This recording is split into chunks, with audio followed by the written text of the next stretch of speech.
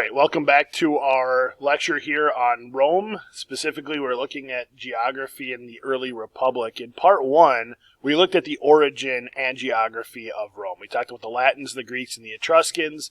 Those were the cultures that provided Rome with its early culture. We also talked about Remus and Romulus, which would have been the legend that the Romans believed in for where their civilization came from.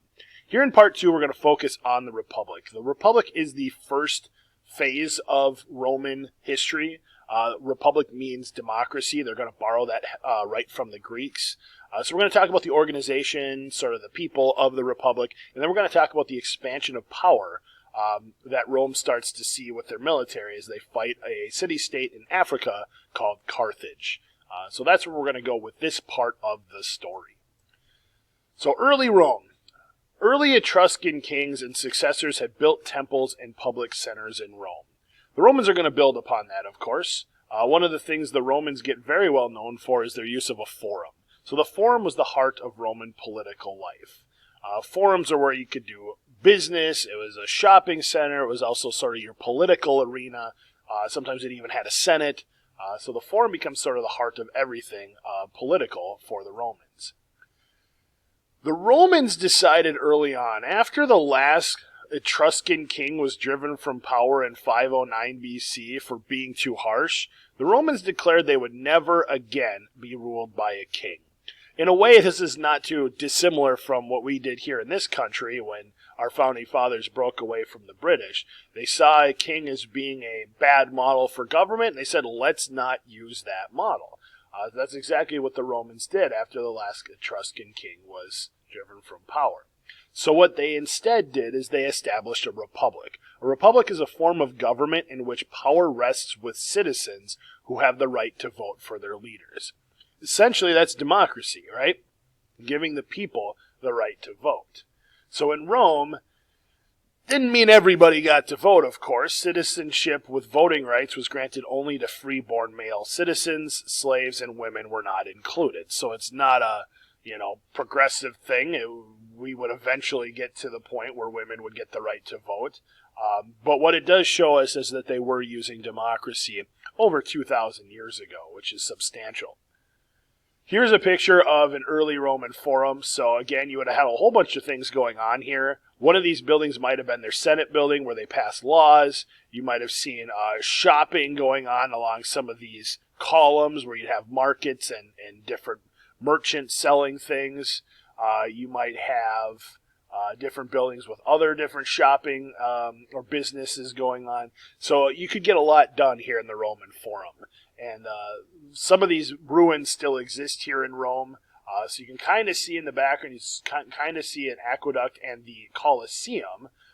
And, of course, all of this would have been built up with stone and marble. It would have been really quite a sight to see. But most of your business would have been done right here in the Roman Forum. Let's talk about the people of Rome. Rome was divided up into several different groups of people, many whom struggled for power. What you're going to notice is there's definitely a divide in Rome between the rich and the poor. The rich people would have made up a class called the patricians. So the patricians were wealthy landowners who held most of their power. Most of the power, I should say. This is one of our vocab words, and there's been other words to describe rich people in history like nobility or aristocracy. Here in Rome, they're called the patricians.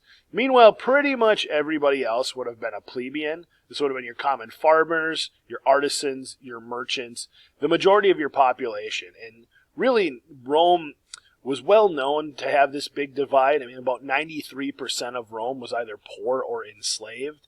So if you could pick an ancient civilization to go back in time and take a time machine and go live in, I'm not sure that Rome would have been the best one for the average person.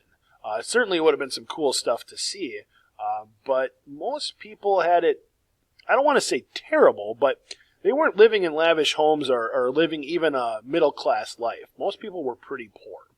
And those would have been the plebeians. There's one other group that's kind of an in-between. They're called tribunes.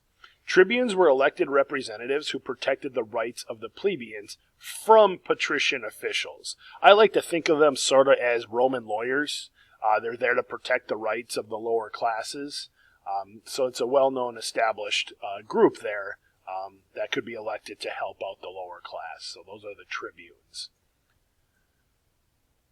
To run the government, Rome would elect consuls. They usually had 2 consuls. I say usually because you're going to see there's a story and situation where they actually had 3. That's called a triumvirate. We're going to talk about that in our next story. But consuls were 2 officials with limited power in 1-year terms. They were elected. One of those consuls controlled the army, the other directed the government. So it was a separation of power. It's like having 2 presidents, but neither of them controlled everything, right? So it was definitely meant to kind of share power. There was another one that could sort of be used in times of crisis, and that was a dictator. So in times of crisis, the republic could appoint a leader with absolute power to make laws and control the army. So, for example, let's say an invasion was coming. You knew an army was coming, and you had to make some decisions really quickly. You could appoint a dictator who would make the laws and control the army, thus making decisions quickly to save the Romans. And this person would only have power for 6 months. So it was a limited thing. They didn't want anybody to be a king. They didn't want anybody to have power for too long. So if you were appointed a dictator, you could only have that for 6 months, and you couldn't be reelected for 10 years. So it's in a way, it's term limits long before we even had term limits. And if you were controlling the army, you usually controlled legions. A legion was a well-known military term within the Roman time period. Their military units made up of 5,000 professional soldiers. So if you commanded multiple legions like Julius Caesar did, let's say you controlled 8 legions, you would have 40,000 soldiers. So these are kind of how their military was organized into these groups of different legions. So they're controlled by consuls. In times of crisis, they could have a dictator. And if you looked at their military, they had these 5,000 professional soldier groups called legions. Found a couple of organizational charts that kind of help us here. And you can certainly pause and look at this more if you would like. But a couple of things that are worth noting is this is organized to compare Rome and the United States. So here in the executive branch, like we have a president who's elected for 4 years, heads both the government and the military. I mean, our president is commander-in-chief of the military. You compare that to Rome, they essentially have that job, but it's split up amongst those 2 consuls that we just talked about. And they're only elected for 1 year. They have a legislative branch with a Senate. We have a Senate of 100 members. Theirs had 300. They had a legal code called the 12 Tables. And I'm not going to talk too much about the 12 Tables in this unit. We do look at that in my history through film class. But, of course, the United States, we have our Constitution. Rome did have a judicial branch. We have the Supreme Court. And they had, of 9 judges, they had a court of 8 judges. So a lot of similarities. A lot of what we do today is built upon what the Romans had. Certainly other influences like the British later on with common law, but we see a lot of similarities here. Just another graphic I found. Here we have the 2 consuls. One was a patrician, one was a plebeian. Then you had your senators and your tribunes. And then you had a citizen assembly, which were adult male citizens. So it's just sort of a quick little flowchart showing us how the Roman Republic and their political system was organized. Now, Roman power is going to expand. So we talked about how Rome was built on the Italian peninsula, but if you look at any picture of the Roman Empire, it is so much bigger than that. So this is going to be kind of insight into the expansion of Rome. So steadily the Romans conquered the Italian peninsula. They really sort of took it over. The conquered people that they took over were absorbed into their ever-growing territory. Now, some of those people were accepted as citizens. Like, even if you weren't Roman, you were then conquered, you were made Roman, and you were given voting rights, hence being made a citizen. Others simply became allies. They may not have been able to vote, but they were absorbed into Rome. Rome took care of them. And they were expected to supply soldiers and part of their military. Eventually, Rome is going to go to war against Carthage. Carthage is a powerful city-state in North Africa. Both Carthage and Rome wanted Sicily, and Sicily is an island just off the coast of Italy. And this is going to create a new set of wars called the Punic Wars. So this struggle became known as the Punic Wars, which lasted from 264 to 146 BC. So the Punic Wars is Carthage versus Rome. It's really all about the Mediterranean. Yes, it starts with Sicily, but in the end, it's going to be who controls the Mediterranean Sea. Because if you control Italy, you control Sicily, you have a great base of operations to control that body of water. So it's really kind of these two powerful cities. And Carthage was immensely powerful, just like Rome, but really only one of them is going to stand at the end of this story. So let's quickly talk about the Punic Wars.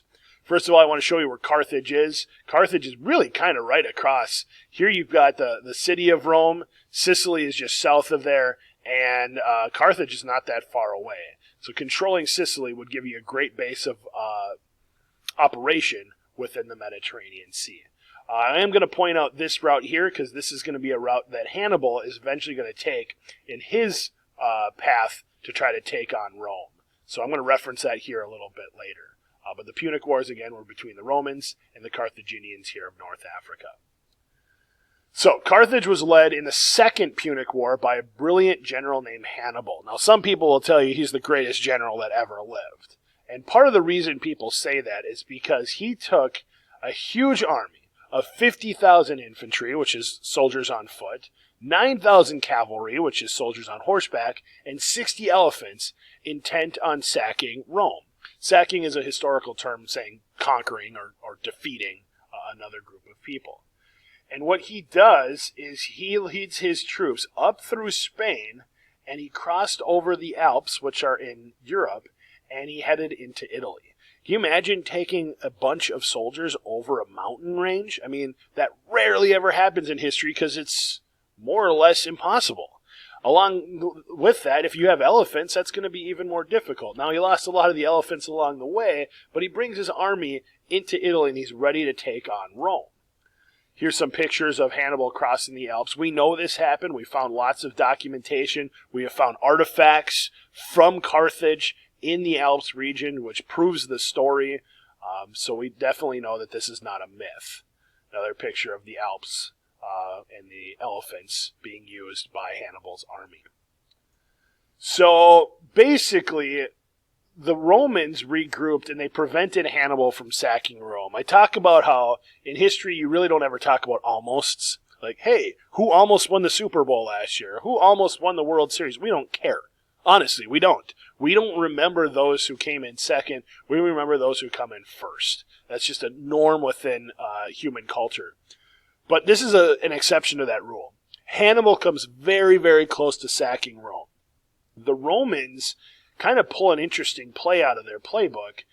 While Hannibal is in northern Italy besieging the Romans, they go attack Carthage. And he has two options at this point. He can either A, stay and fight and maybe take over Rome, but he'll lose Carthage behind him, or he can go back home and defend his homeland. And honestly, there's really only one decision there that makes sense, and that's to go defend your homeland. So he does not actually take or sack Rome. So Rome eventually, and I'm going through this a little fast, but Rome eventually defeated Hannibal in 202 BC near Zama, which is in Africa. That's actually near Carthage. So Hannibal is defeated by the Romans. And in the Third Punic War, Rome will finish off Carthage after Hannibal's death. Rome will eventually defeat Carthage in the Third Punic War, extending its power across the Mediterranean Sea. Things would have been very, very different if the Carthaginians had won. Much like when we talked about the Greeks fighting the Persians. How would life be different today if the Persians had won the Persian Wars? Much like how would life be different if the Carthaginians had won the Punic Wars? But they didn't. Rome wins. And our result here is Rome's territory is growing and growing and growing. So Rome has got all of Italy. Now they've taken Sicily. Now they've taken North Africa. And you can see their power is just going to grow and extend all the way across the Mediterranean Sea. So Rome's territory and power would only get bigger and stronger. So if we do a recap here, what we've talked about, in part one, we talked about the geography of Rome and the origin of Rome. We looked at both the story of Remus and Romulus, which is what the Romans would have told, but we also looked at what the Romans truly built their culture on, which was the Latins, the Greeks, and the Etruscans. In part two, we talked about the people of Rome and the government of Rome with the consuls and the legions, but we also looked at how Rome's power grew through the defeat of Carthage in the Punic Wars. So we have everything that we need to answer the first question there, describe who the earliest Roman settlers were, and how Rome was founded according to the Romans. Again, we would use the Latins, the Greeks, and the Etruscans, and Remus and Romulus' story to answer that first question.